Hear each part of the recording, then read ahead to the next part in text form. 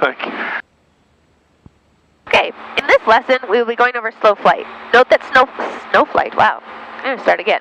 Okay. In this lesson, we will be going over slow flight. Note that slow flight has no practical use in flying, but is important to be able to recognize, control, and recover from. Also note that we transition through slow flight every time we land.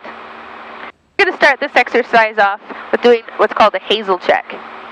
Hazel check stands for height, meaning we have to be at least 5,000 feet in our practice area, 2,000 feet above ground recovered. Area, we're in a safe area. So for us, we're in the practice area. We can see that on our map.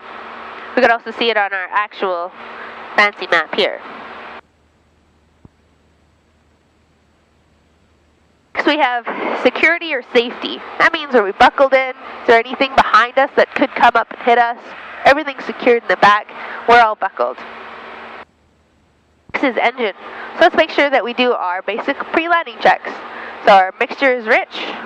Our fuel is on both now. Let's switch it over. Look at our gauges. Make sure they all look good.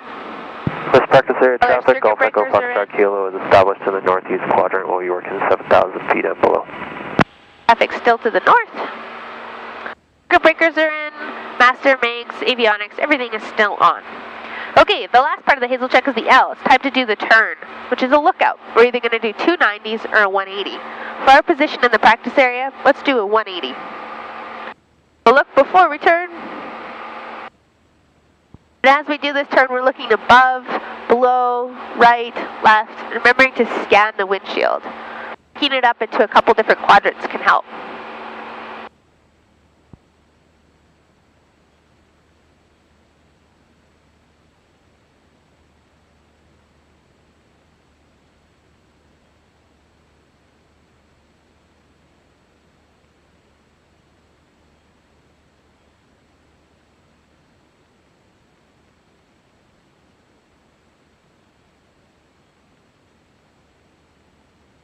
Okay, now we want to roll ourselves level on a section line. This gives us a nice visual reference. We can see Wadman Lake to the left. You can even see a little bit of Lac St. Anne to the right. You can see some section lines and some roads straight ahead of us. Also set our heading bug.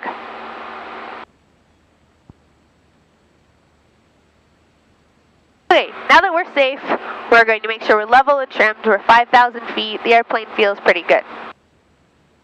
Time to get into slow flight. What we're going to do first is we're going to slow the aircraft down to the endurance speed. From our endurance practice, we found that it was about 1,700 RPM for these conditions. We're going to smoothly bring the power to 1,700 RPM. As we do this, you'll notice that the nose wants to go down. So it's really important to apply a little bit of back pressure to maintain your altitude. Scanning outside to your altimeter will help. As we do this, the airspeed's going to slow down. We're going to need more back pressure to maintain our altitude.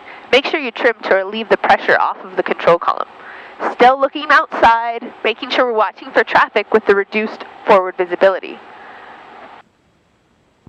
Aircraft has a tendency to pull to the left due to different kinds of adverse yaw, so make sure you have some right rudder applied to get our ball in the center. Not too much, or we'll start to turn.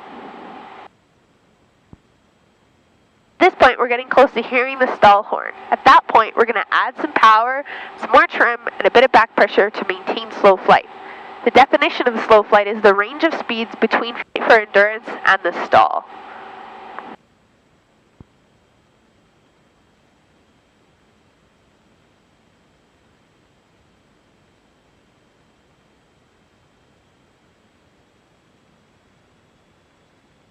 Slowly start to hear the stall horn come on, so we're adding a bit of power and increasing the back pressure just a bit to get that horn on.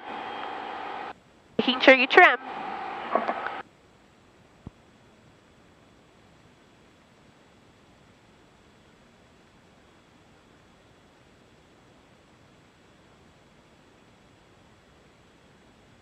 Nice cold day today, so it's going to take a little while to get that airplane to actually stall. There's the stall horn. So we've added our power up to about our range speed.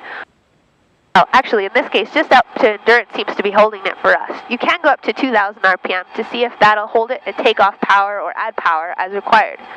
Remember at this point that power is controlling our altitude and our pitch is controlling our speed. important to keep looking outside while we're in slow flight, making sure we're looking for other traffic around us and beside us. Let's show a nice gentle turn to the right while in slow flight. Looking for traffic first. Having the hand ready to go on the power just in case you need a little extra due to the change in forces in a turn. Hear the stall horn go off, be sure to add a little extra back pressure to get it back on. On a flight test, they will want the stall horn going on for most of the correction for the entirety of the exercise.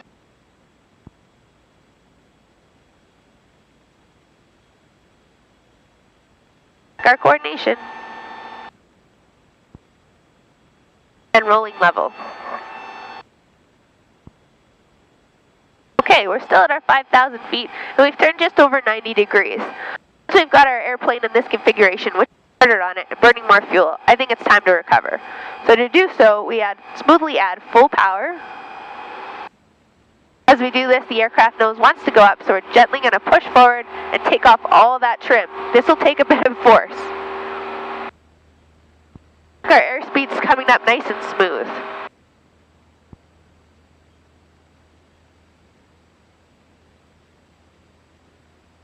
So we have 90 knots. Let's bring our power back to cruise RPM of about 2,400 RPM. And then we'll do our level off checks. Make sure you're still looking for where you're going and try to pick a heading.